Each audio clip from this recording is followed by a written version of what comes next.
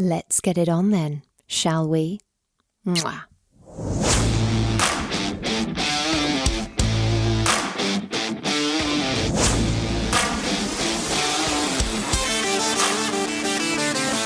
Welcome to Sex on the Peach, your weekly hump day dose of everyone's favourite untalked about topic, sex. Let's get honest, let's get open, let's get comfortable, and let's get in to this week's show. Friends, lovers, listeners, happy Wednesday, happy hump day, and happy Sex on the Peach day. If you are tuning into this episode, congratulations. You survived and thrived through part one, where we hopefully normalised and celebrated the incredible variety of what turns people on, and hopefully reminded you that curiosity, imagination, and pleasure come in countless forms. And now we are diving headfirst into N through Z. We'll explore everything from nylons to vampirism to electrostimulation. And yes, we'll cover praise kinks, because nothing says sexy like being told you're good or very, very good. Some of it will surprise you, some of it might make you laugh, and that's okay, but we don't kink shame here. All of it exists in the wide, rich spectrum of human sexuality, where none of it is wrong or abnormal. As always, before we dive in, whilst this is a judgement-free space, it is a consent-first judgement-free space. Consent, communication, respect, and safety are non-negotiable. Anything non-consensual, exploitative, or illegal, not included, not acceptable, not condoned, not a thing. End of story. And just like part one, because I did have people tell me I left XYZ kink out, this episode is by no means an exhaustive list. There are countless other ways that people experience desire, but I'm highlighting some of the more common and some of the more unusual ones to celebrate the diversity of sexual expression. Going through every single one would take me about 200 hours worth of talking, which I'm sure probably counts as its own very niche endurance kink. Anyway, let's finish what we started, shall we? And let's get into it. Here is the A to Z of things you can't Google at work, part 2.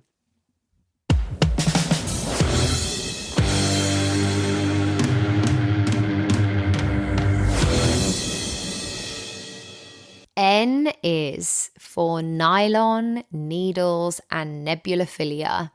So let's slip into something smooth and start with nylon fetishism. And that's arousal from fabrics like tights, stockings, or pantyhose. And honestly, it's one of the most common textile kinks out there. There's clearly just something about it. Whether it's the shimmer or how it hugs the skin perfectly. For some people, it's the feel of tights or stockings against skin. For others, it's the look of it, that it screams sophistication and seduction. And there is also a psychological side. Nylons have long been wrapped up in the idea of elegance, femininity, formality, and even control. Think secretary fantasies, pin-up vibes. And it's one of those kinks that you can explore without needing some whole Amazon wish list. Sometimes it's as simple as how you wear them. Sliding into a pair of tights or stockings slowly. It's the act itself that becomes part of the foreplay. If you are the one observing, your role is in the anticipation, the restraint in keeping your hands to yourself until you are invited in. If you are the one wearing them, the fabric is your tool. Play with that power. Cross your legs, uncross them, let your partner watch the stretch or the shimmer of the material, or brush your nylon-clad thigh against their skin. The beauty of a nylon fetish is it can flip the dynamic. The wearer becomes the tease, the one in control through movement and suggestion. And some people like to receive physical touch or oral sex through nylon. So if things get physical, just remember that nylon looks delicate because it is. It can tear easily. So take your time, slow friction over frantic energy.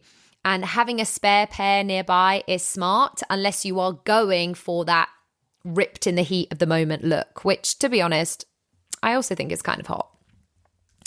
Next up, we have needle play. And I know some of you just clenched. This is definitely one of those that makes people go, nope, not for me, and that's completely fine. Let me say this right away. This is not one to DIY without research or training or consent.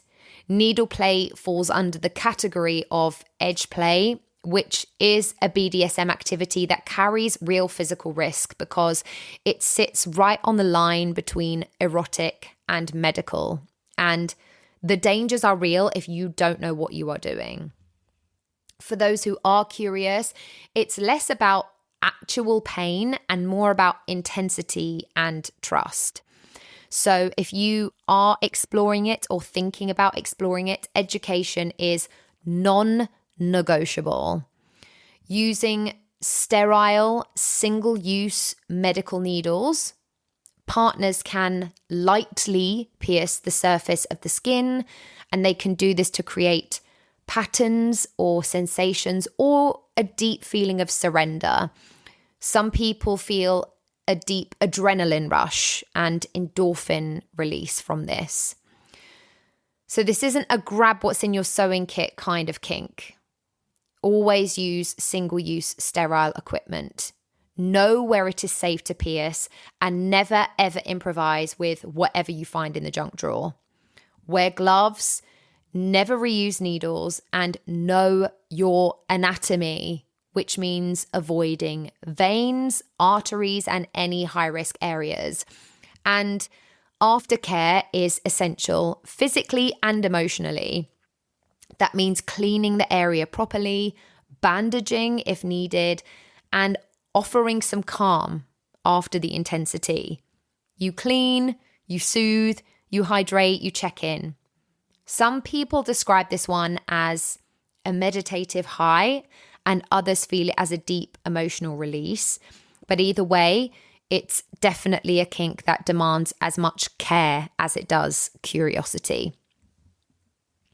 And finally, something a little softer. Nebulophilia, which is arousal linked to fog or smoke or steam, which is a little bit poetic, isn't it?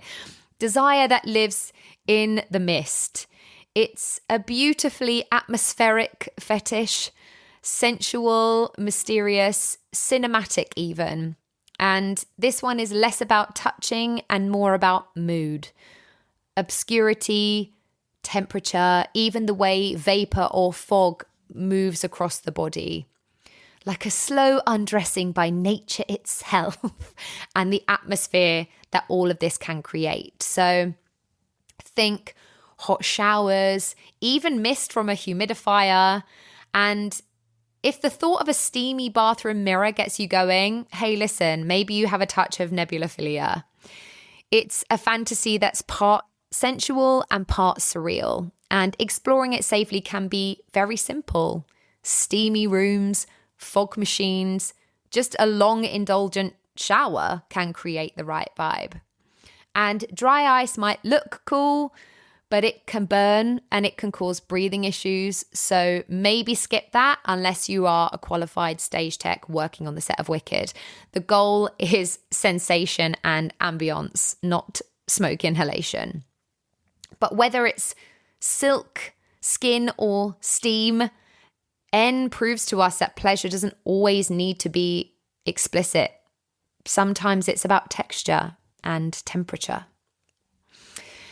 O is for orgasm control, ownership, and objectum kink.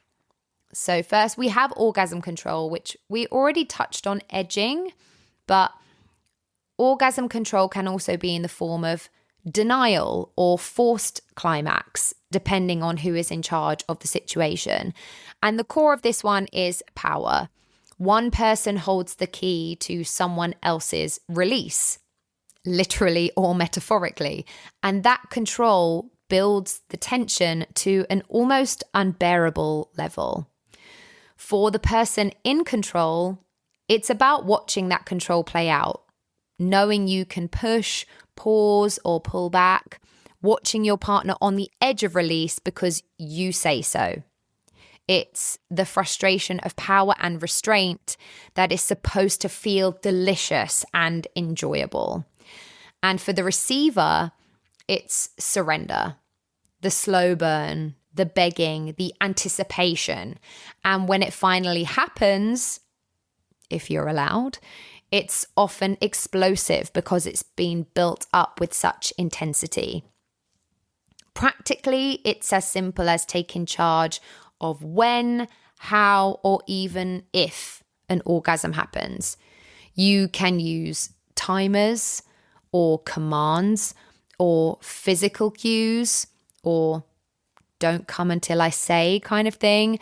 But as always, this one only works when there is respect and trust. So discuss your boundaries and decide in advance how long you are playing for, because it is as psychological as much as it is physical. You are teasing the brain just as much as the body. And if you are the one in charge, just remember that control doesn't mean cruelty. It's about holding the power, not abusing it.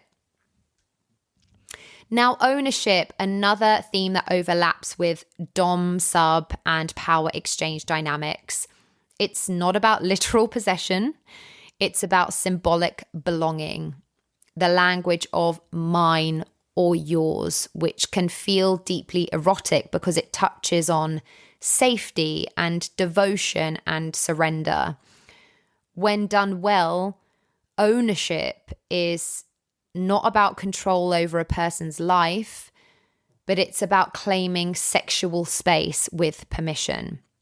And the tricky thing is, we don't have many good representations of dom, sub, ownership in the mainstream media, with the most watched films in that vein being Secretary and, of course, the 50 Shades series. True ownership dynamics are built on communication, consent, and ongoing negotiation. It's not unilateral control or vague promises of submission. For the one being owned, it can feel quite grounding, like a chosen identity within your trusted dynamic. And for the one doing the owning, it's responsibility. You're not taking a person, you're taking care of them. Rituals like collars, pet names, and contracts are often a part of this world, and they are the markers of commitment and trust within the dynamic. And the thing to remember here is that consent doesn't disappear just because you've agreed to an ownership dynamic.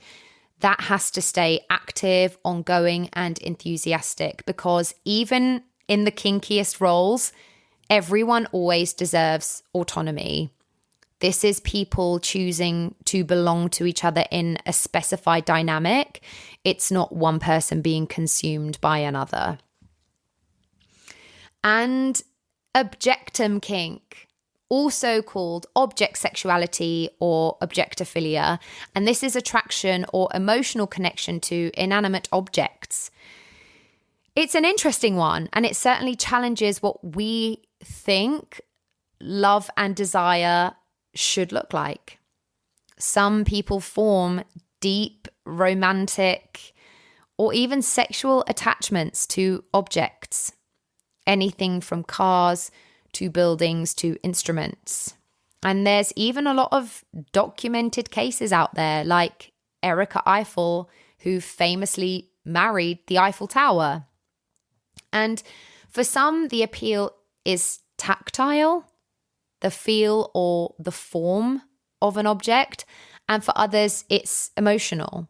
The object becomes a symbol of stability or beauty. And if you feel this is you, you can experiment safely by spending time with objects you feel drawn to. The key is obviously respect and consent within your environment. And while this might all sound unusual, clearly for some people this comes with genuine affection, and we can't just dismiss it as delusion, which society would be inclined to do. We should be trying to understand where these connections come from. The important thing to remember across the board is that as long as there isn't harm being caused, there are lots of valid expressions of connection and desire. It's time for pee, and we're going to start with the praise kink, one of the much more common kinks. We all know I love it. And honestly, it's one of the easiest things to explore safely. At its heart, it's arousal from being verbally affirmed during sexual activity. Words become a turn on. Good girl. That's perfect. Whatever lights your fire. It's about validation and surrender, letting someone else's admiration amplify your pleasure. And this is one that's especially common if you are an overachiever or a boss bitch in every other area of your life. To just allow yourself that moment to submit to the compliment. For the praiser, is that a word? It's powerful because your words have a direct effect on your partner or partners, the praisee or praisees, if you will, heightening their arousal and heightening your connection. And this is not just for vanilla moments. You know, we're not just talking eye contact during missionary, which is also great, obviously, but you can weave praise into domination play, edging, or any kind of scene. The key is authenticity, because fake praise falls flat. We all know a bullshit or half-hearted compliment when we see one. If you are playing this kink, mean what you say, be present, and your partner will feel it. And the bonus is this works outside the bedroom too. A little well-timed compliment can ignite that desire before the clothes even start to come off. Who knew the term good girl could go such a long fucking way? Next up, we have podophilia, more commonly known as foot fetishism. This one's been around forever, and it's inoffensive, accessible, and surprisingly versatile. Some people love the visual, foot arches, toes, painted nails, stockings, and others are drawn more to touch, whether that's licking or massaging or gentle biting. And for some, the scent is the thrill. Exploring podophilia is all about negotiation and hygiene. Clean feet and trimmed nails are probably the ideal, but listen, you can all discuss your boundaries about what all parties are okay with or not okay with, because that is what makes the experience enjoyable for everyone involved. But you can tease, you can play, you can simply admire, and it can be very intimate for people who participate in it. Even something as simple as running your fingers alongside the sole of your feet can be incredibly arousing. And there's something about focusing on a usually overlooked part of the body that can make that attention feel extra erotic. Oils, lotions, All of these things can make it feel a bit decadent, and it can be as slow or as bold and hands-on as you like. Honestly, for those who are into it, a well-tended foot is basically a work of art. So take care of those tootsies, my friends. And finally, something a bit more niche, plushophilia, the sexual attraction to stuffed toys. This one is less about a partner and more about objects. And it's all about sensory play, touching, cuddling, or positioning a plush toy in intimate ways. This can be very stimulating for some people. Exploring plushophilia safely is really straightforward. Use toys that are clean and hypoallergenic if needed, and you can integrate them into solo play, role play, or partner scenarios if everyone is consenting. Like any kink, it's about what brings joy and arousal. No judgment, no shame. Pleasure can be loud, soft, or somewhere in between, and it's all about finding what sparks you and then leaning into it with consent, care, and a little creativity. We're getting into some of the more difficult letters because I could only find one for Q, and that was queerophilia, the sexual attraction to hands. Yeah, hands. I mean, it makes sense. If there's one for feet, there's one for hands. Fingers, palms, the way someone moves them, gestures, nails. For some people, these are major turn-ons. Hands are our instruments of touch and therefore sometimes also of control and teasing. So for some people, they are very mesmerizing in their movement. Maybe your partner's hands tracing your body sends shivers down your spine, or the simple act of them holding, stroking, or massaging you is enough to get you going. For a partner of someone who indulges in this kink, queerophilia can feel like a superpower because you can arouse someone just using your hands. Slow caresses, tracing patterns, gentle squeezes, all of these become tools of intimacy and pleasure. And some people also enjoy nail painting or wearing rings as part of the aesthetic and sensory play. Exploring queerophilia is easy and safe. You can integrate it into massage, foreplay, or even more structured kink scenes if you want. The trick is mindfulness because hands are everywhere and the subtleties of touch are what make this kink work. A little intention goes a long way. Who knew 5 little fingers could hold so much power, hey? On to R. Roleplay is one of the most flexible kinks out there and honestly one of the most fun. It's about slipping into a character, a scenario, or a fantasy and letting yourself explore something that feels just a little bit forbidden. Maybe it's the power of authority, doctor and patient, teacher and student, or something that feels a bit more escapist, like strangers meeting in a bar and pretending it's their first time. Whatever the setup, it's the art of play acting. It's about imagination and giving yourself permission to play. Now, as someone who works in musical theatre, I can safely say some people really don't need any encouragement. I see more than enough role play on a daily basis. Thank you very much. My literal worst nightmare would obviously be my partner role playing as a straight musical theatre boy between the height of 5'10", 5'11". No, absolutely not. We all have our limits, and mine is a spontaneous rendition of Bring Him Home in the middle of foreplay. That said, role play in a sexual context, it can be a brilliant way to tap into parts of yourself you don't normally get to express. It's performance meets pleasure. It lets you explore power dynamics, curiosity, and fantasies safely. You get to dip into identities that are probably off limits or impractical in real life. No one's going to call HR if your partner pretends to be your boss for 20 minutes. The trick is to agree on the boundaries beforehand. what roles and when the scene starts and stops. You can even use a reset word to break character if something feels off. You don't need to be Daniel Day-Lewis to pull this off. The goal isn't an Oscar. It's about giving yourself permission to explore and to step into a version of yourself that's bolder, cheekier, or just a little bit filthier than usual.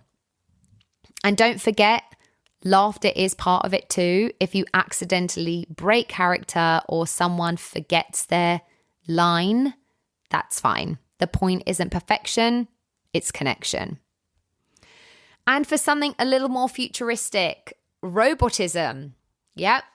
Arousal from pretending to be or interacting with a robot. Honestly, with the way AI has been taking over everything lately, this kink has never been more on trend. For some people, it's about control and obedience. For others, it's about precision or detachment or the fantasy of perfection. Clean, mechanical efficiency that never gets emotional or messy. And this can look like moving or speaking in a robotic way, using a monotone voice, or exploring the fantasy of an artificial partner, one that responds exactly how you want every time. There's something interesting about the idea of ultimate control or flawless predictability. But if you are someone who enjoys indulging in this kink, it is always important to remember that humans aren't robots. Sometimes this kink can reflect a craving for order in a world that is chaotic and emotional, and that's okay. But it's important to remember that pleasure, at its best, comes from connection. So this fantasy can be fun to play with, but nobody can or should be a perfectly programmed partner. We are gloriously imperfect, unpredictable, emotional creatures, and that's what makes real intimacy so electrifying. This is fantasy meeting technology and a desire dressed up in circuits and chrome. And you don't need props or fancy outfits, although if you happen to have a metallic catsuit lying around, I'm not stopping you. But a bit of imagination goes a long way. So if you are curious about robot play, go for it. Lean into the sci-fi drama of it all, but keep one foot in reality and one hand on the charging cable. Consent and communication still apply, even if one of you is pretending to run on batteries. At the end of the day, the beauty of sex and connection lies in being beautifully, messily human. R definitely reminds us that desire thrives on imagination, whether you are slipping into a character, negotiating fantasies, or turning yourself into a robot for someone's gaze. S, we're going to start with sadism, the sexual pleasure some people get from inflicting pain on others. And before anyone panics, we are obviously talking consensual pain in a safe, negotiated context. This can range from spanking, biting, or light impact play to more elaborate BDSM scenes. The thrill isn't just from the physical sensations that are involved with sadist play. It's in the trust and the power exchange and the intensity of the shared experience. For a sadist, there's a rush in orchestrating a scene, controlling that intensity and the timing and the sensation while watching a partner respond. For someone on the receiving end, the masochist, which we talked about in part 1, it's about surrender, trust, and letting go. Pain can transform into pleasure through endorphin release, emotional release, and the heightened anticipation that this kind of play can create. But safety is obviously non-negotiable. Have extremely clear boundaries, have safe words, and start small if you are new to this kind of play. Even playful spanking or biting can leave marks. So aftercare is very essential here, whether it's soothing, cuddling, reassurance, or even hydration. No one wins the pain Olympics. So the goal of this kind of play is pleasure and connection, not domination for domination's sake. And while we're on this note, we can flip the coin and talk about submission. If dominance is about taking control, submission is about the delicious act of giving it away. And it's one of the most understood parts of kink because it's often painted as weakness or passivity, when in reality, it takes huge strength and trust to hand over power and say, I'm yours for now. Submission isn't about being lesser. It's about choosing to let go, to surrender safely, and to find pleasure in that exchange. Submission is a conscious, erotic choice to give up control within negotiated limits. And it can feel really liberating to hand over decisions, trust, or authority. There's a sense of freedom in letting someone else take the lead, especially as we've mentioned with other kinks, if you are someone who is used to being dominant in all the other areas of your life. Plot twist, it's me, I'm someone. In a power dynamic, the submissive is just as active as the dominant. They are the one setting the boundaries. They are the one communicating the limits and ultimately deciding how far things go. It's a partnership built on trust, not on hierarchy. So good submission isn't about someone being done to. It's about both people or all people co-creating a space where control, sensation, and connection can exist in a really delicious balance. And sexually, it can look a million different ways, whether that's being restrained, following verbal commands, kneeling, or simply letting someone else take the lead. Sometimes it's sensual, slow, and grounding, and sometimes it's intense and cathartic. Sometimes it stretches way beyond the sexual space and becomes a full-time lifestyle for some relationships. Please do not use 50 Shades of Grey for reference to this either. Submission is deeply personal, but whatever form it takes, it's never about losing your voice. It's about choosing when and with whom to use it. And before anyone says it, no, submission isn't anti-feminist. It's about choice. Choosing who you trust, what you enjoy, and how you want to experience pleasure is the most feminist thing you can do. There's nothing more feminist than owning your own desire. Being submissive doesn't mean being powerless. It means knowing yourself well enough to hand over control and trust that it will be held with care.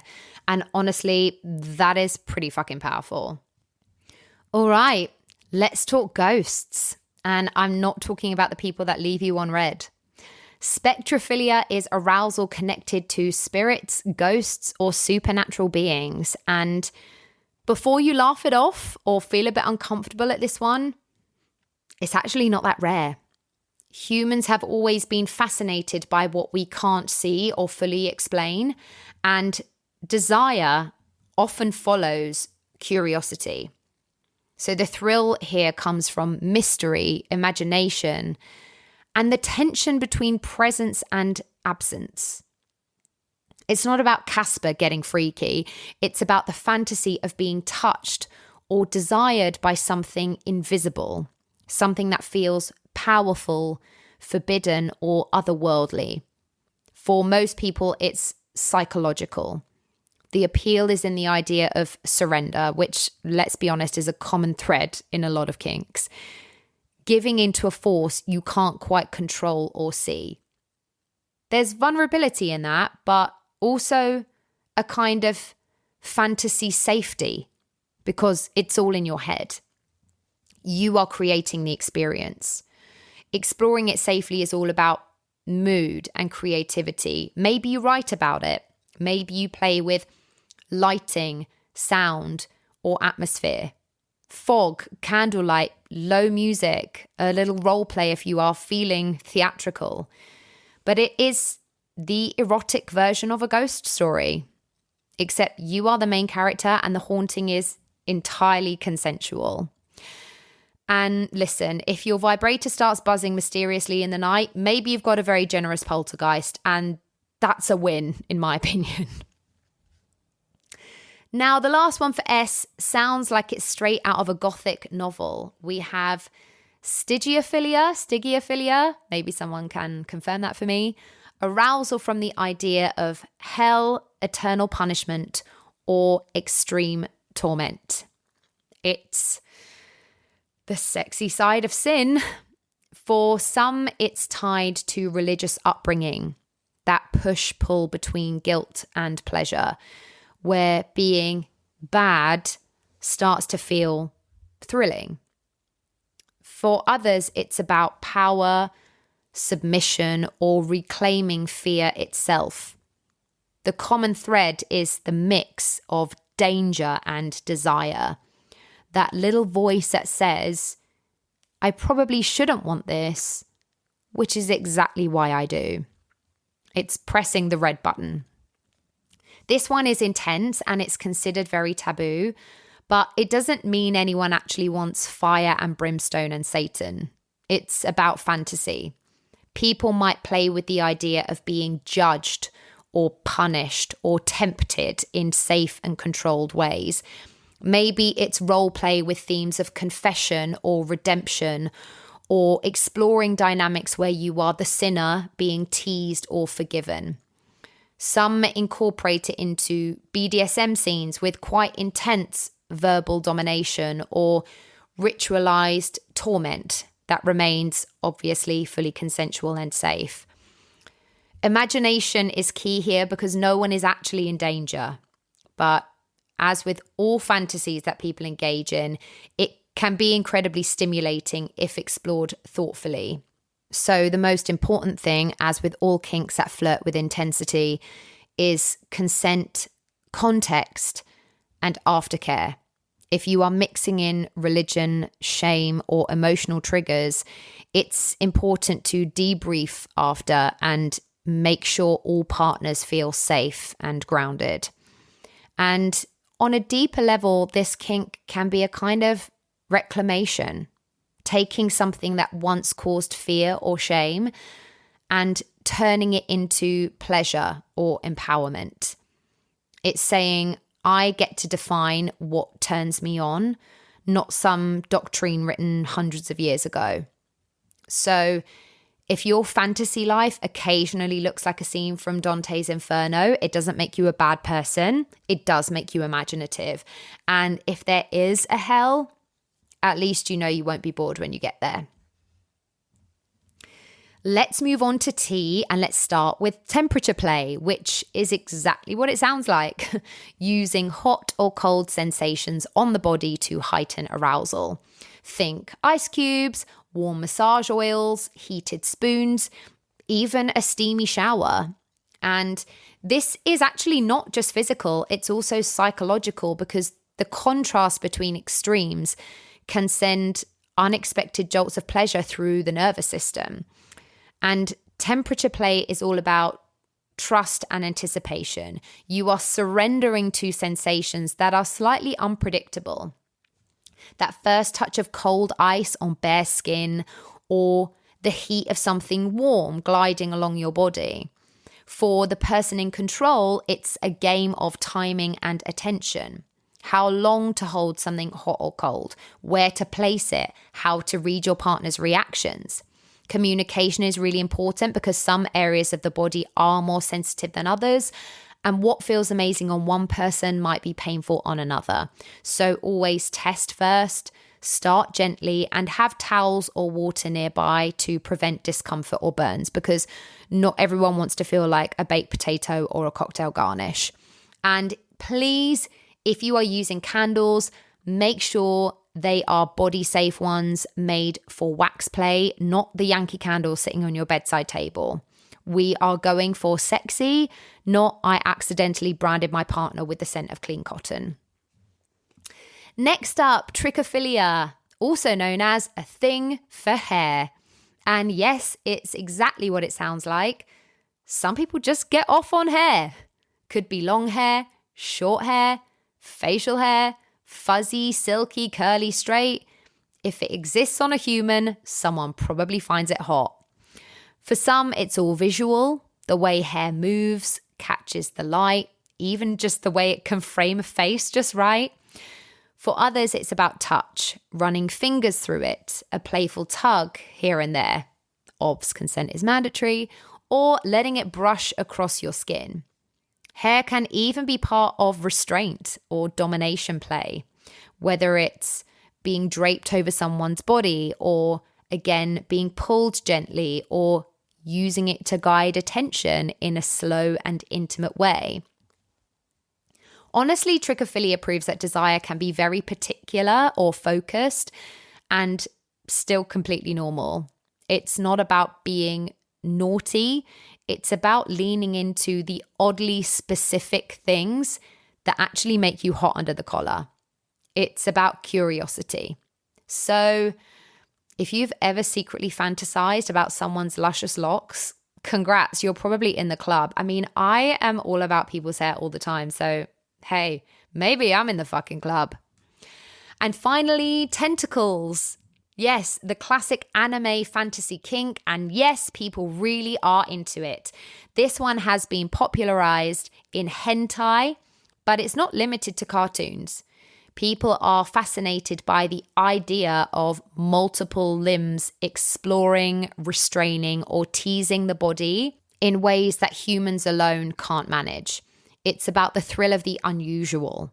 It's about tactile fantasy, the idea of being wrapped, touched, or overwhelmed in multiple places at once. Tentacle fantasies often combine elements of domination, restraint, submission, and imaginative exploration.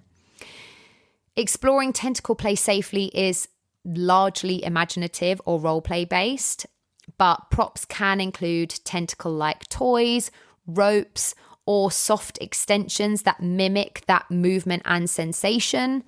But generally, much of the kink exists in the mind or in storytelling. It's about surrendering to the fantasy and enjoying a scenario that feels otherworldly. For the giver, it's about timing, control, and creativity, knowing when to tease, when to restrain, and when to release tension in ways that maximize pleasure while keeping everything consensual. As with all kinks, discuss your boundaries and your safe words before diving in. And don't forget, imagination is your best friend here. Sometimes the most erotic things aren't physically possible, but that doesn't make them any less fun. Ursula would be so proud. And then we have you. Urophilia, more commonly known as water sports, is sexual arousal from urine.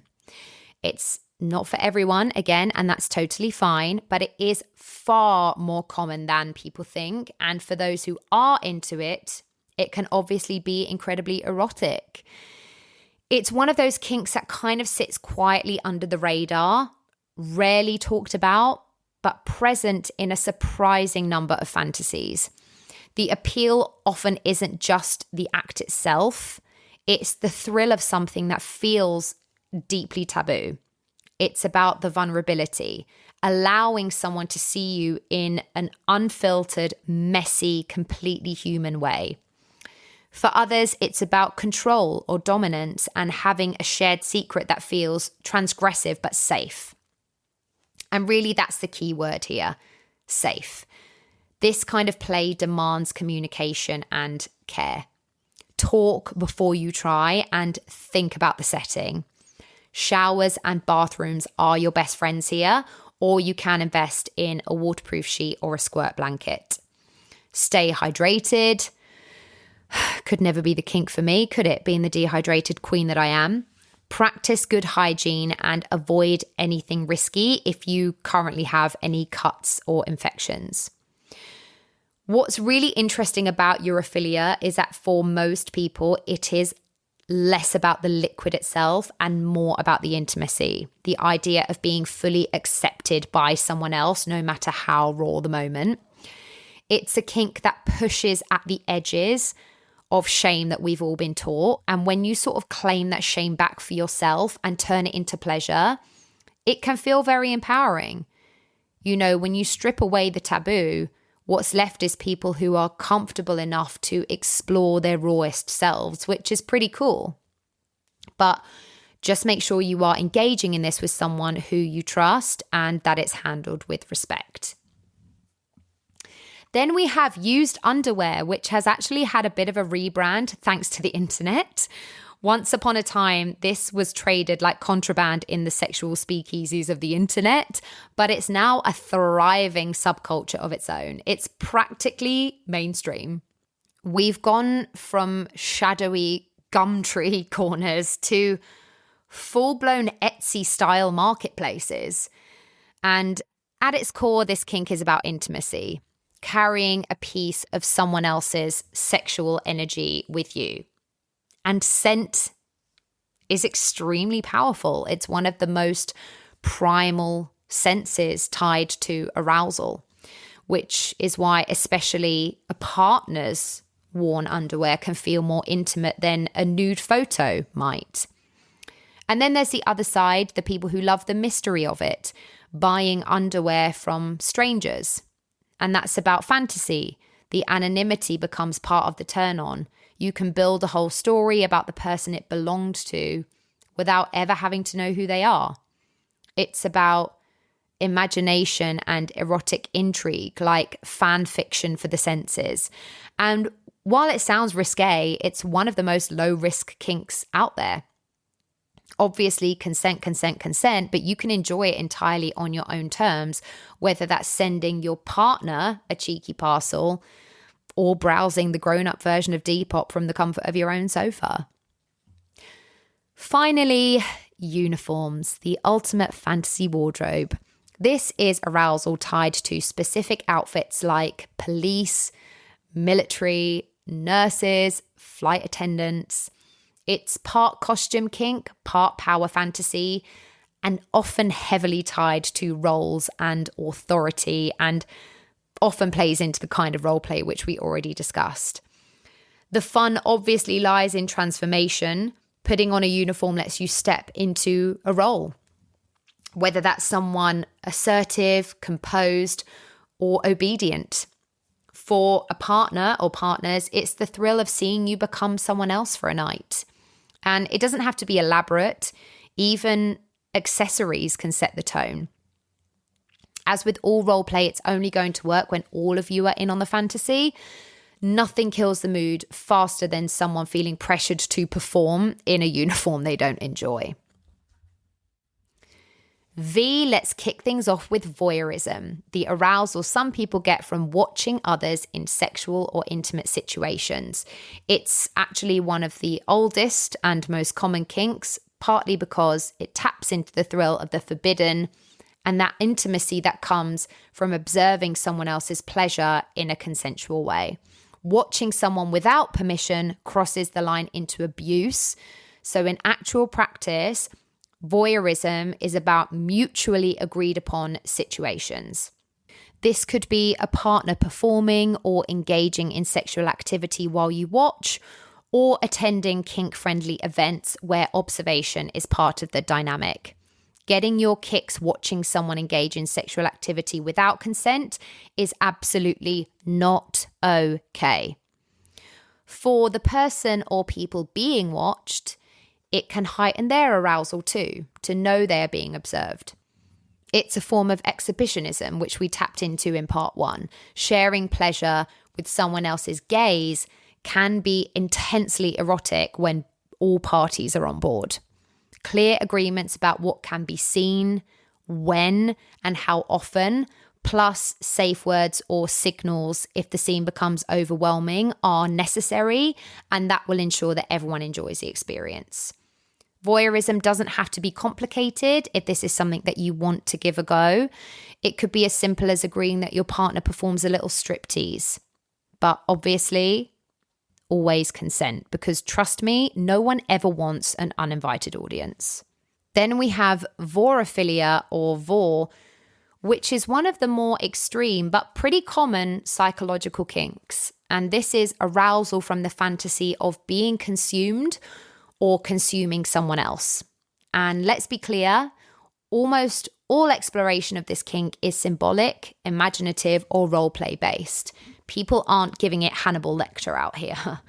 The kink is in the fantasy of total surrender or total dominance, of being taken in completely.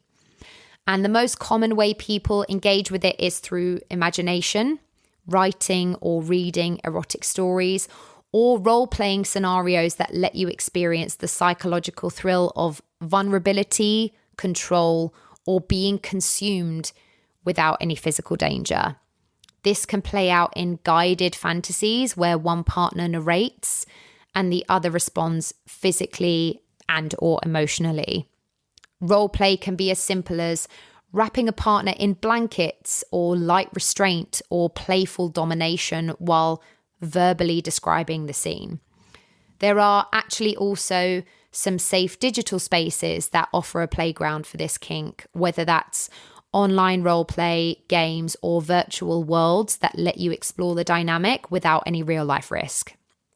Some people like to add a physical element, but safety is obviously key. Gentle restraint can simulate vulnerability. Symbolic consumption, like kisses, nibbles, or playful gestures, can add intensity, but it's important that everyone is comfortable with how far it goes. Communication has to remain central at all times.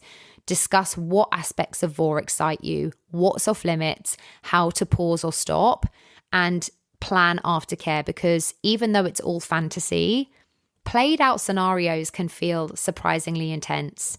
So the fundamental rule is that fantasy comes first. Props, role-play, storytelling, and imagination are your playgrounds, but the thrill comes from that shared erotic imagination, not from putting anyone at risk. Finally, vampirism, arousal connected to blood, biting, or the persona of a vampire. This can range from light symbolic play, like playful biting or role play, to the aesthetic fascination with the seductive, immortal figure of a vampire. People may dress the part or create scenarios that heighten that intensity, whether that's candlelit rooms or playful domination. And blood can be represented symbolically with edible body paints or other safe substitutes so that the experience is safe while still delivering the psychological and aesthetic satisfaction. For those who engage in actual blood play, extreme caution, consent, and hygiene are, as you know, non-negotiable. Using sterilized equipment, understanding the risks, and being fully aware of one another's limits is essential. We've talked about similar kinks already, but make sure you are well researched and don't be fucking improvising this on a whim. This is a kink that can be combined with other dynamics, dominance, restraint, or even temperature play to make it more immersive. And there's something inherently erotic about the power dynamic in vampirism. The predator and prey dynamic taps into fear, anticipation, and surrender, but again, only in safe consensual contexts. Safe words and signals are a necessity, again, as is aftercare afterwards. Yes, vampirism is about ritual, fantasy, and the thrill of danger, but it all needs to happen while we all stay safe. We're going to start with wax play, and that does what it says on the tin. It's basically using warm candle wax on the skin as a form of sensation play. It's not about being dramatic or dangerous. It's about exploring touch in a slightly different way.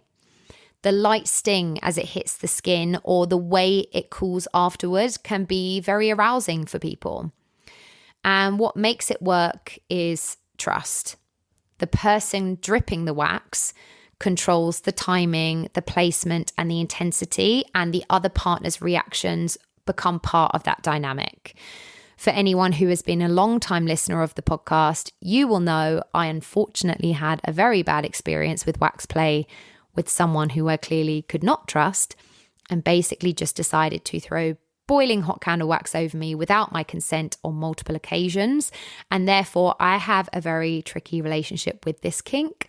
So it feels especially important for me to emphasize how crucial safety is here. Please don't be that person. Don't be the person who did that to me, and don't ruin what could be a really nice, enjoyable kink for someone, because I know it has been ruined for me.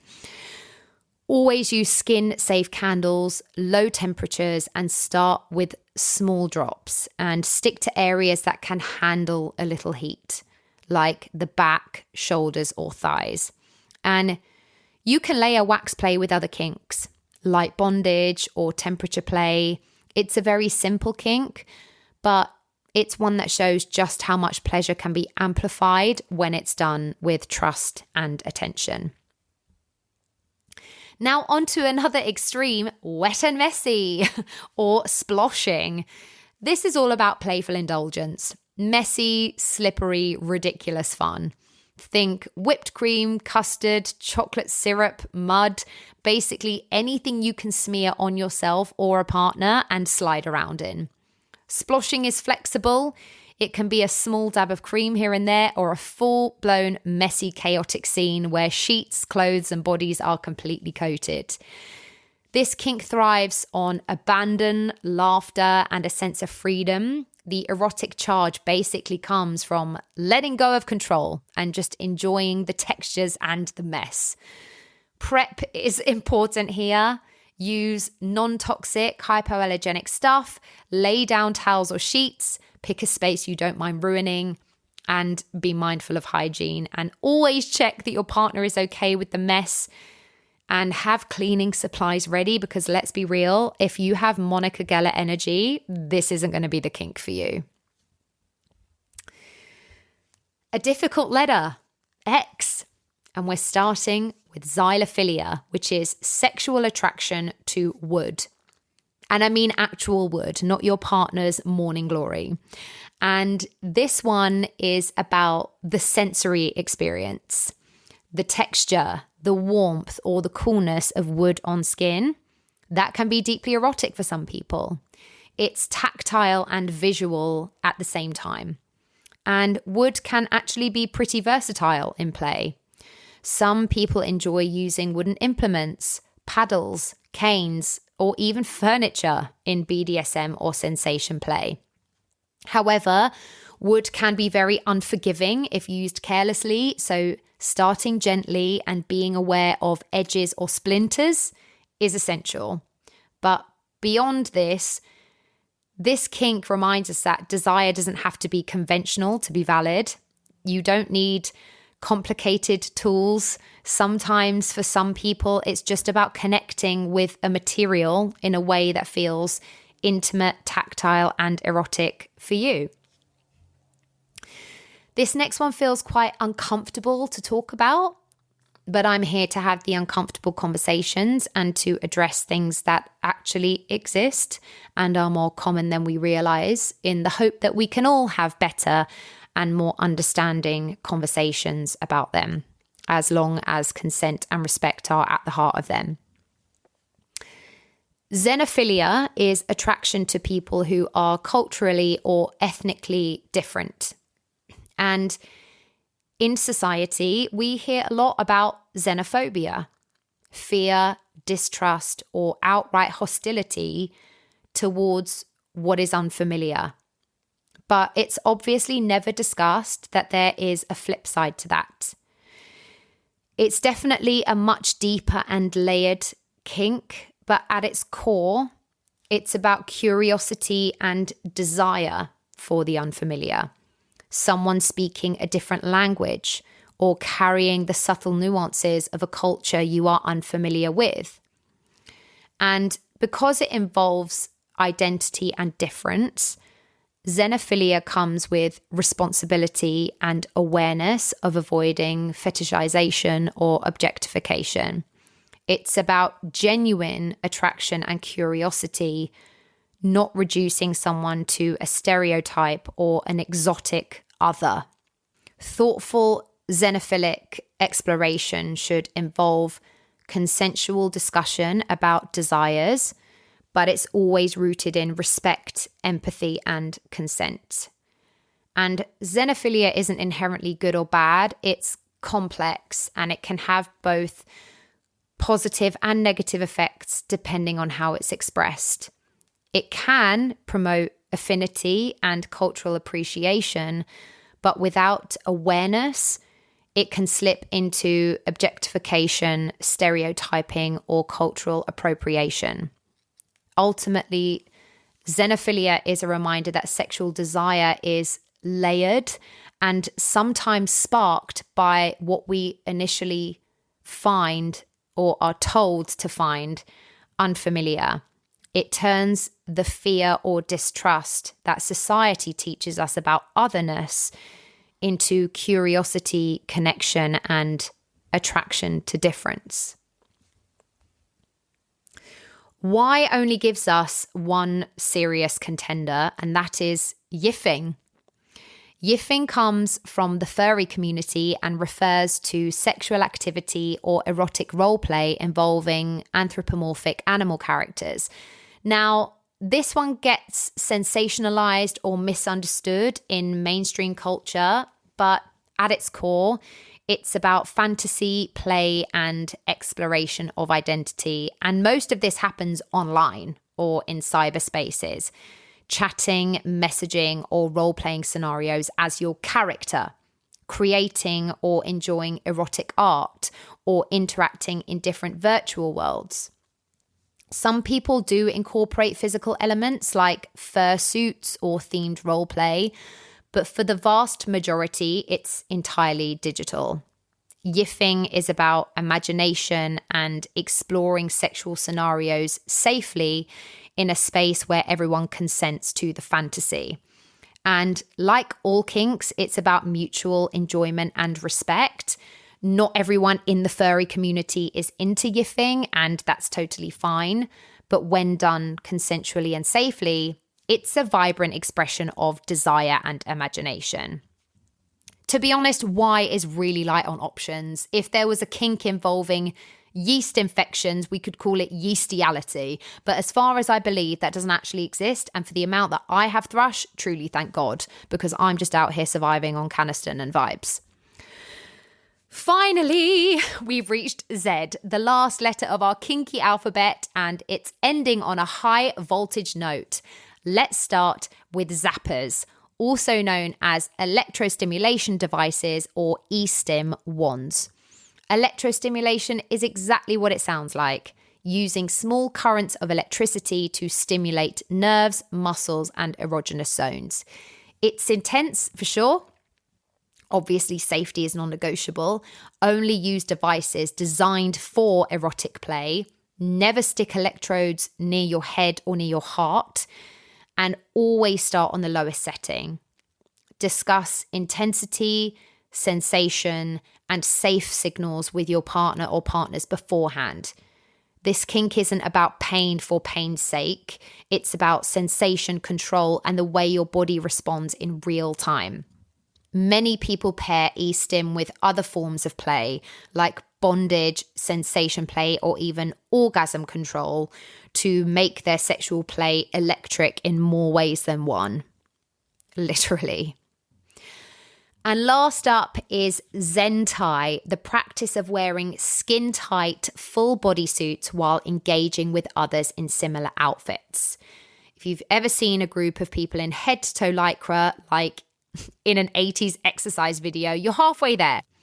But in a sexual or erotic context, zentai is all about anonymity and the joy of fully embodied movement. The tactile feeling of fabric against skin combined with grinding or close contact, the true definition of the dry hump. There's also a psychological element because these suits obscure identity, which can be very liberating for those involved. It's a kink that lets people explore touch, rhythm, and erotic connection without the usual social cues, or pressures.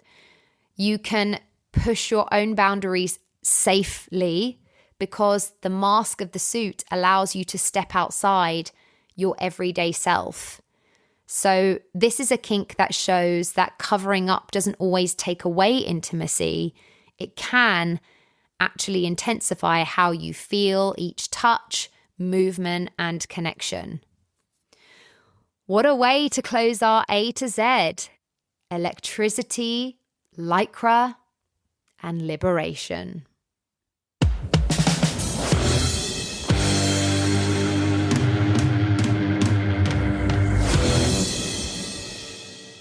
Friends, lovers, listeners, and just like that, we've reached the end of our kinky alphabet. From A to Z, the things you definitely cannot Google at work. Honestly, what a ride. Who knew desire could be so creative?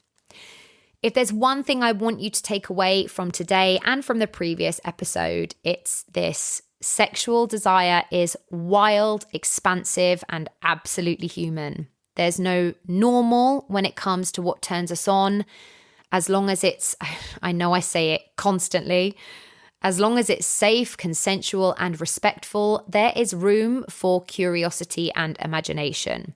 So whether you are into something common, something rare, or you've just realized that you're into something that made you audibly gasp just now, know that you're not alone. Just remember, consent is sexy, boundaries are hot, and communication is your best friend. Thank you so much for joining me for part 2 of this epic A to Z exploration. Whether you laughed, learned something new, or just had a, oh wow, that's a thing, moment, I hope I've done my job. Next time, whether you are scrolling through your dating app, watching reality TV, or just thinking about that secret little fantasy in the back of your mind, remember you are valid, you are curious, and your desires are yours to explore safely. We've been on one hell of a ride, and I'll be back very soon for more sex, more stories, and more unapologetic exploration of the human desire spectrum.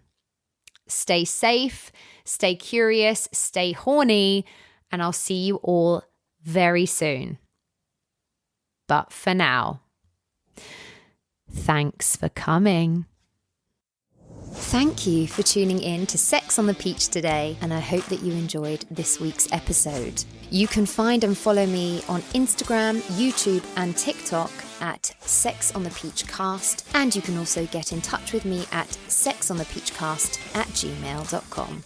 Please do continue to like, share, subscribe, rate, and review wherever you listen to your podcasts, and I'll see you next week. Love, Peach.